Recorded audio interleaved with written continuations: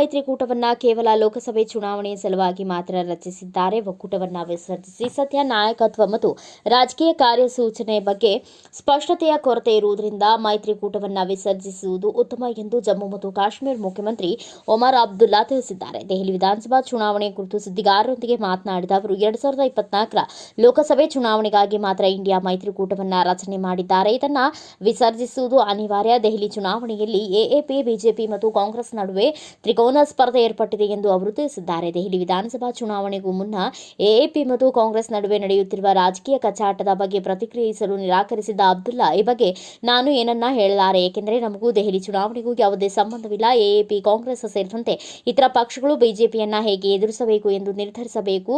ಒಂದು ವೇಳೆ ಇಂಡಿಯಾ ಮೈತ್ರಿಕೂಟವನ್ನ ಕೇವಲ ಲೋಕಸಭಾ ಚುನಾವಣೆ ಸಲುವಾಗಿ ಮಾತ್ರ ರಚಿಸಿದರೆ ಒಕ್ಕೂಟವನ್ನ ವಿಸರ್ಜಿಸಬೇಕು ಎಂದು ಹೇಳಿದ್ದಾರೆ.